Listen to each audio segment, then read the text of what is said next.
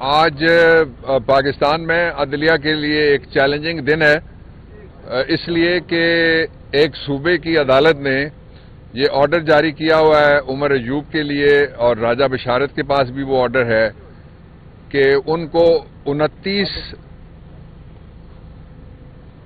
نومبر تک 24، 25، 26، 27، 28 اور 29 یہ 6 دن جو نومبر کے تھے، 24 نومبر سے لے کے 29 تک، ان کے دوران جتنے بھی مقدمات درج ہوئے ہیں ان کو گرفتار نہیں کیا جا سکتا، اور یہ 19 تاریخ تک آرڈر موجود ہے۔ آرڈر ذرا دیں مجھے شبیر، منگوا لیں کسی سے، آپ کھڑے رہیں۔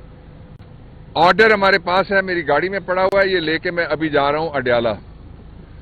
ابھی جو اندر ہیئرنگ ہوئی ہے، جج صاحب کو میں نے 4 باتیں آرگو کی ہیں۔ میں نے کہا ہے کہ ہم تو کیس چلا رہے تھے، کل سے کوئی ملزم اڈیالہ نہیں جائے گا، اس لیے کہ اگر ریاستی پولیس نے اس کو اپنی شکارگاہ بنا لیا ہے اور ان کو پتا ہے کہ یہاں پنجرا ہے جس کے اندر پیاسی چڑیاں پانی پینے کے لیے آئیں گی اور پرندے آئیں گے اور ہم ان کے پر کاٹیں گے، تو پھر نہ کوئی وکیل جائے گا اور نہ ہی کوئی موکل جائے گا۔ آپ پھر کیس چلانا چاہتے ہیں تو چلا لیں۔ جج صاحب نے ایک بات یہ میں نے کہی، دوسرا یہ میں نے کہا کہ یہ آپ کی توہین ہے، سیدھی سیدھی براہ راست عدلیہ کی توہین ہے کہ اگر عدالت کے پریسنکٹس بھی وہ بھی محفوظ نہیں ہے لوگوں کے لیے، تو وہ انصاف کے لیے پھر کہاں جائیں گے؟ یہ تو سیدھی سیدھی عوام کے ساتھ پنجاب پولیس کی لڑائی ہے، جنگ ہے، اور پورے پاکستان کے خلاف جنگ ہے، اس لیے کہ ملزمان جو ہیں انہوں نے جو رکھے ہیں وہ پورے پاکستان کے لوگوں کو نامزد کیا ہوا ہے، اور یہ جنگ کسی طرح سے بھی استحکام نہیں لائے گی، یہ امن بھی نہیں لائے گی، یہ اطمینان بھی نہیں لائے گی، اور یہ سکون نہیں رہنے دے گی سب کے گھروں میں۔ تیسرا جو میں نے ان کو بتایا وہ یہ پوائنٹ تھا کہ یہ آپ کا کام ہے کہ ان کے خلاف توہین عدالت کی کارروائی کریں۔ جج صاحب نے وعدہ کیا اور وہ آرڈر لکھوا رہے ہیں۔ ہم نے 7 پولیس والے اس میں نامزد کیے ہیں، جو وکلا، میں تو موجود نہیں تھا، میں تو آئی جسٹ کیم فرام اسلام آباد، میں تو لا آفس میں بیٹھا ہوا تھا، مرتضی سنبل ہیں وہ، اور جتنے بھی پولیس والے ہیں وکلا نے اندر بتائے ان کے نام، ان کے خلاف توہین عدالت کی کارروائی ہم نے کہا کہ کریں۔ جج صاحب نے وعدہ کیا اور وہ انہوں نے کہا کہ میں اندر جا کے آرڈر لکھ رہا ہوں۔ اب یہ جو حالت ہے، اس میں آپ کس طرح سے ملک چلا سکتے ہیں؟ آپ کس طرح سے امن رکھ سکتے ہیں؟ آپ کس طرح سے لوگوں کو کہہ سکتے ہیں کہ یہ تمہارے لیے بھی ملک، چند مافیاز کے علاوہ یہ ملک تمہارا بھی ہے؟ اور کس طرح سے آپ اس نظام کو، جو عدالتی نظام جتنا بھی ہے، جیسا بھی ہے، اس کو کس طرح سے آپ تحفظ دے سکتے ہیں؟ تو یہ چیلنج ہے پوری عدلیہ کے لیے۔ میں پنجاب کی چیف جسٹس صاحبہ سے، چیف جسٹس پاکستان دونوں سے میں اپیل کرتا ہوں کہ آپ کی ناک کے نیچے یہ سارا کچھ ہو رہا ہے، براہ کرم اس کا نوٹس لیجئے۔ مرے ہوئے لوگوں کا بھی نوٹس نہیں ہو رہا، لاشوں کا بھی نوٹس نہیں ہو رہا۔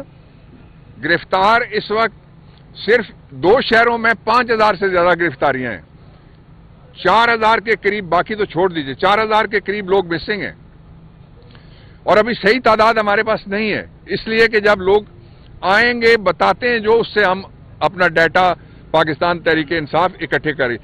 یہ کر لیں یا کچھ اور کر لیں، عمران -1 آپ سے نہیں ہوگا، یہ میں آپ کو بتا رہا ہوں۔